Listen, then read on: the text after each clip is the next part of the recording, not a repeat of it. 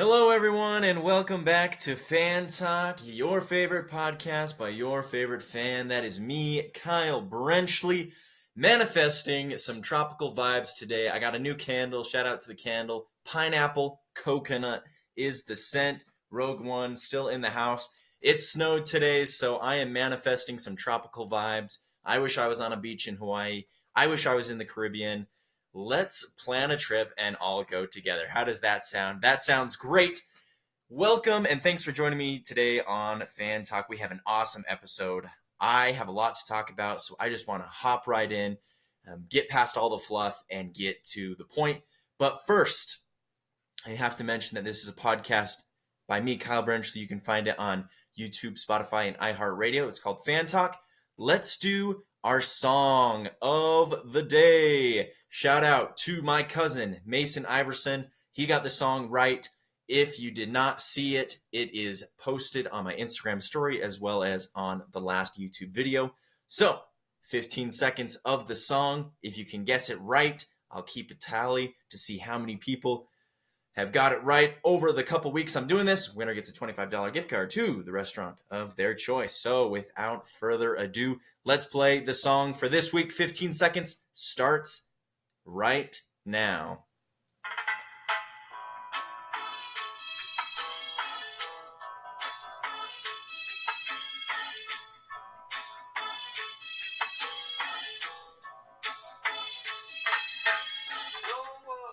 Okay, that's all you get. Comment the song down below or DM me on any of my socials. Wherever you find it best to reach out to me, please do that.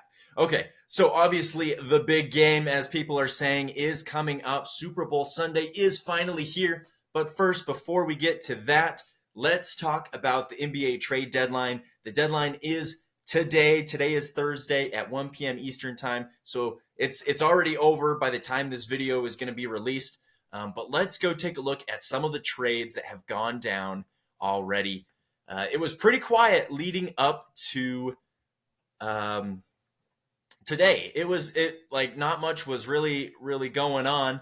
But as you can see, let's go take a look here.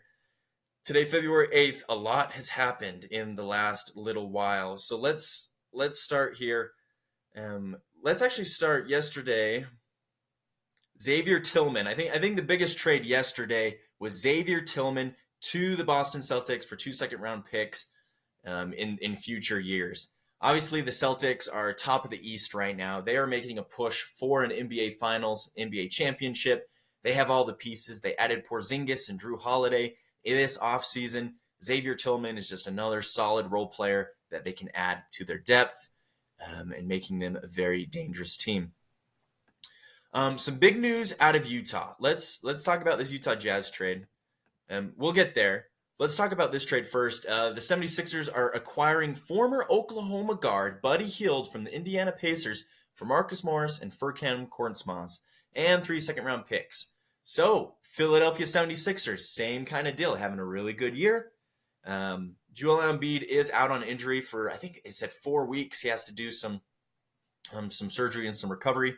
But they're right there adding Buddy Hield, another great shooter from outside, one of the best three-point shooters in the league over the last couple of years, makes that team very dangerous. Now going to Utah. Let's talk about the Jazz. Obviously, I'm a Jazz fan. I love the Jazz. Let's scroll up here. I love the Jazz. They're my team. I feel like if you're from Utah, you got to like the Jazz. Even if you like other teams, you got to like the Jazz, right? So this report came from Adrian Woj, good old Woj. The Toronto Raptors have acquired center Kelly Olynyk and guard Ochai Agbaji from the Utah Jazz in exchange for Otto Porter Jr., Kira Lewis, and a 2024 first-round pick.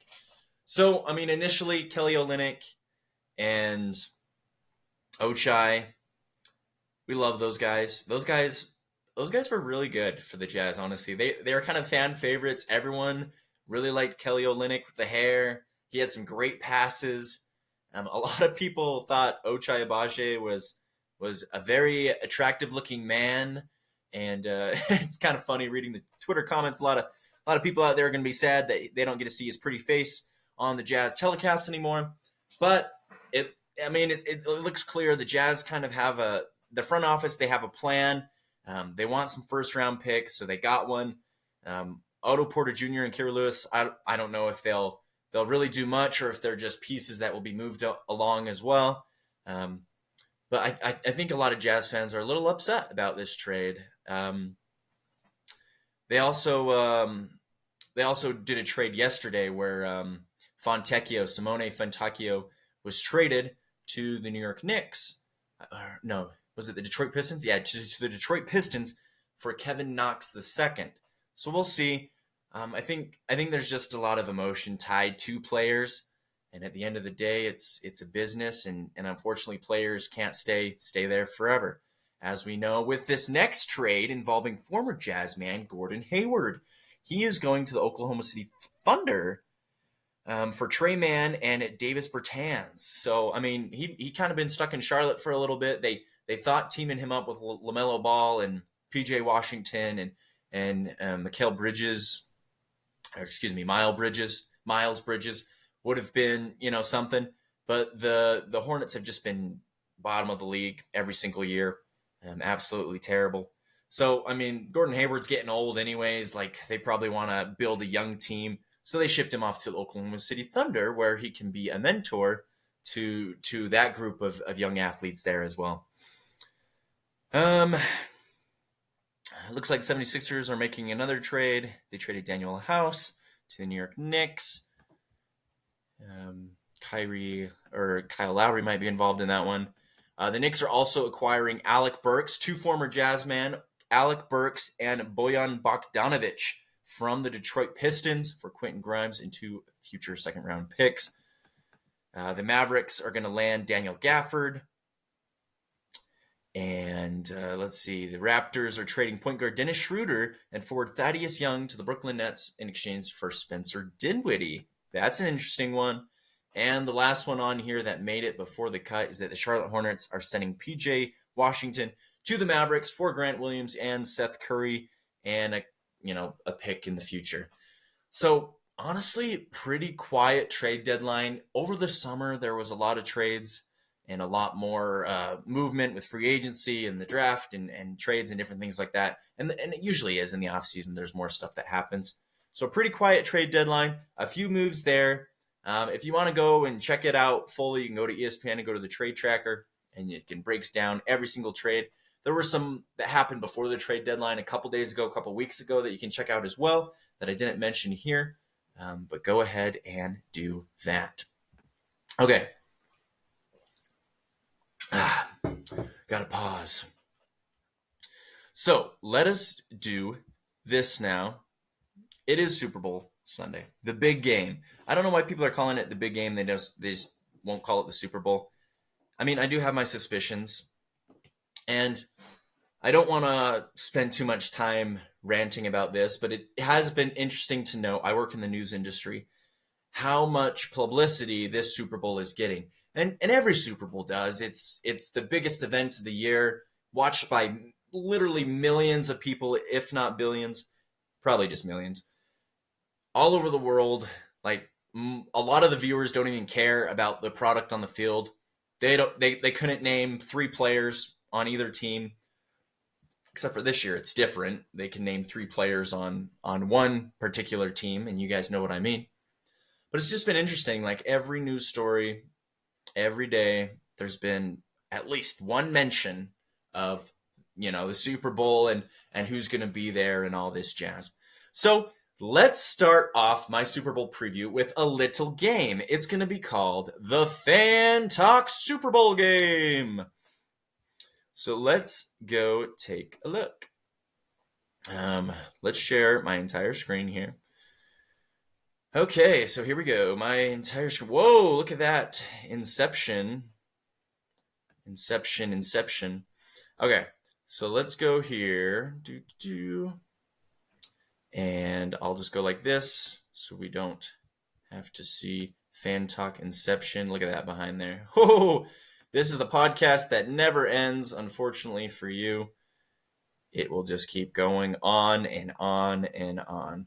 Okay, so you got me here. Here we go. The Fan Talk Super Bowl game. And this was inspired by last year. Last year, I did a Super Bowl preview episode, and Marin had the wonderful idea of doing this fun little game at the end of the episode. And I was like, you know what?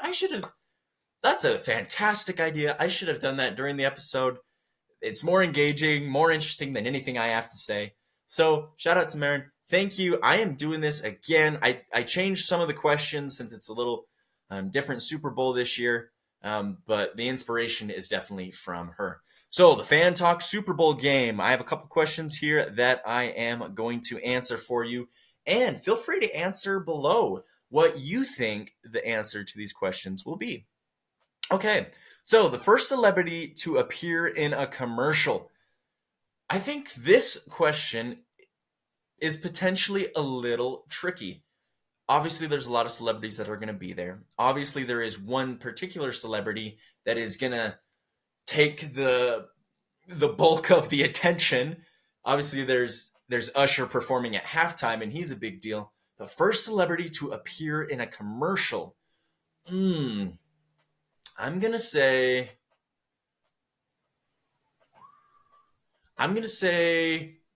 Dua Lipa. Yeah, I'm gonna go with Dua Lipa. She's gonna show up in some random commercial. You know how it is. Like these random companies get random spokespeople for random things. So I'm gonna say Dua Lipa for that one. Okay, Geico or Allstate commercial first? Allstate is more of a college football thing. I've seen some more Geico commercials recently, so I'm gonna go with the Geico Gecko. Here's the deal. They've actually made. I don't know if you guys have been watching TV, but they've brought in the caveman back from Geico. He was like the original figure for Geico, like back in like 2005. They've been hinting at bringing him back, and he's appeared in a little bit. So I think it will be a Geico commercial with the caveman, with some sort of storyline and thing going there. What will be Usher's first song? He has a lot of good ones. I think it's gonna start out kind of like a let's get hype type of thing. So I think it's gonna start with do do do do do do do do. Maybe like the lights are turned off and like you hear that in the background, and then the lights flick on and Usher's there and he's like, I don't know. Maybe Lil Jon will make an appearance, but that's what I think. I think it will be Okay, and then OU, it stands for over under. I know a lot of you guys don't bet, and I don't either. But if I were a betting man, this is what I would be looking at. So in the betting world, there's this thing called over under. So they set a line. So for example, the line for Patrick Mahomes, according to one sports book, is 264.5 passing yards. That's kind of the line, and then you predict, is he going to throw for over 264 yards or under 264 yards? And that's how sports gambling works. That's just one element for sure.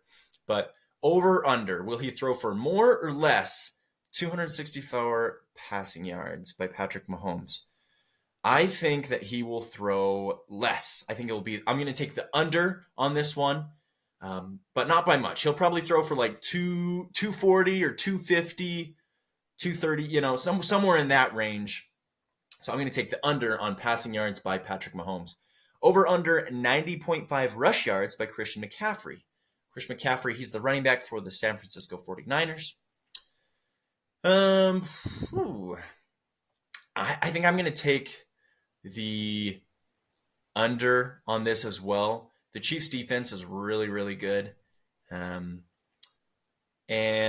I mean, Christian McCaffrey gets the ball a lot. He might be more active in the passing game, might have a lot of passing yards.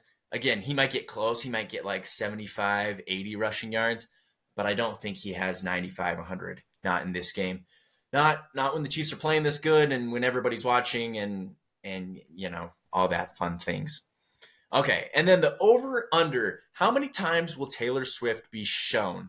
So what I mean by this is, obviously, if the Chiefs win, she'll probably be down on the field, yada, yada, yada.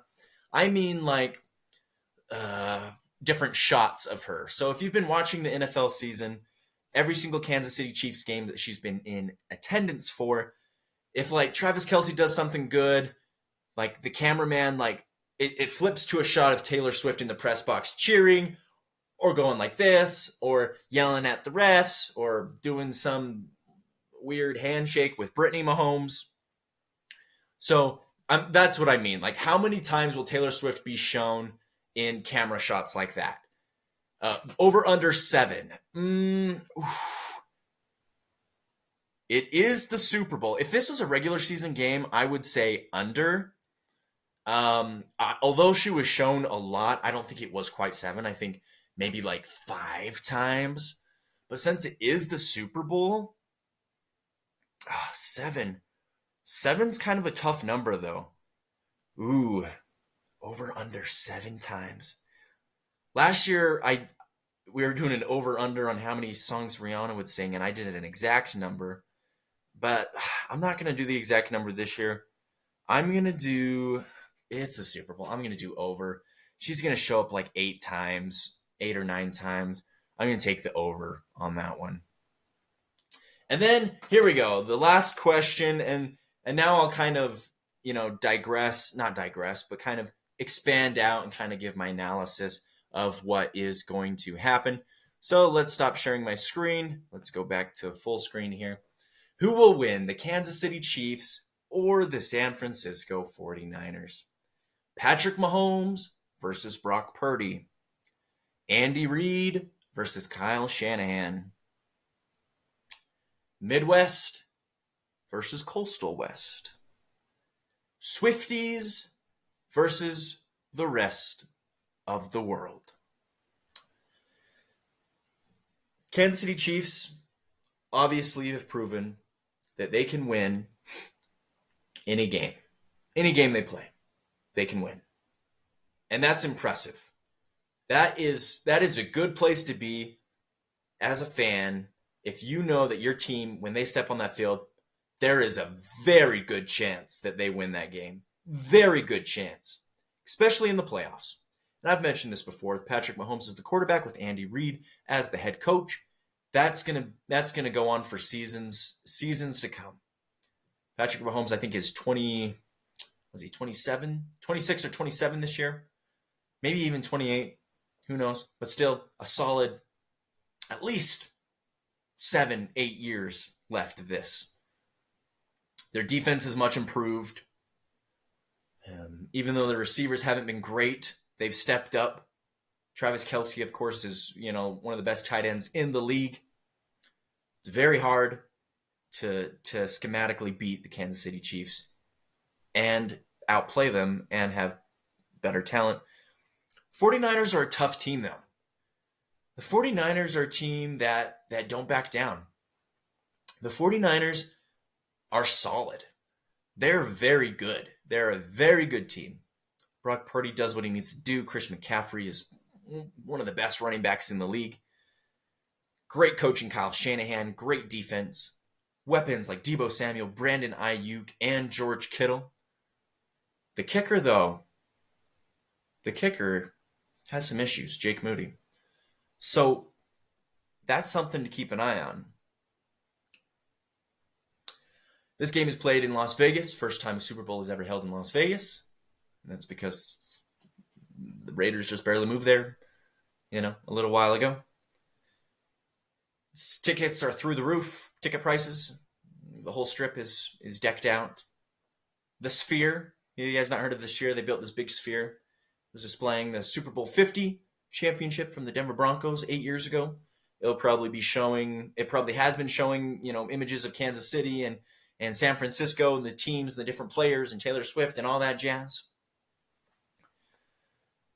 But when it comes down to it, and disclaimer, I have 2 things, what my heart wants and what my head thinks. What my heart wants is the San Francisco 49ers to win. I don't think I can take another Chiefs championship. I don't think I can do it.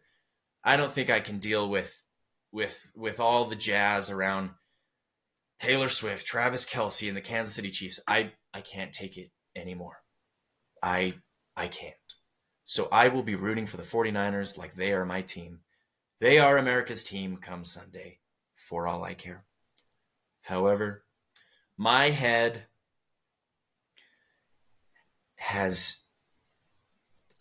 just knows and has seen that the Kansas City Chiefs are dominant. It burdens me to say this, but I think the Kansas City Chiefs wins. I think they win. I think we have to deal with with all the things that come with that. And if you're a Kansas City Chiefs fan, great. If you're there for Taylor Swift, great. I don't care. It's going to be rough, but it'll be okay. Because at the end of the day, and this is maybe more for me than for you guys, but at the end of the day, football is just a game. It is entertainment. It is fun to watch. It is fun to be invested in. But the outcome of these games do not have any sort of attachment or correlation to your worth, to your individual worth. You can't look at your team and base your worth based off their performance. You can't let it get to you. It's just a game. It's fun. Enjoy it. Have a good time with your family. Enjoy the food. Enjoy the commercials. Enjoy Usher at halftime. It's going to be great. Thank you guys for listening to Fan Talk. This is a podcast by me, Kyle Brenchley. You can find this on Spotify, YouTube, and iHeartRadio. Don't forget to comment what you think that song was down below or message me on any of my social medias. Thank you guys so much. Next time we talk, we will be talking about the Super Bowl winner as well as shifting into basketball and a little bit of baseball as well. So long for now. My name is Kyle Brenchley signing off with Fan Talk. Have a wonderful, wonderful day.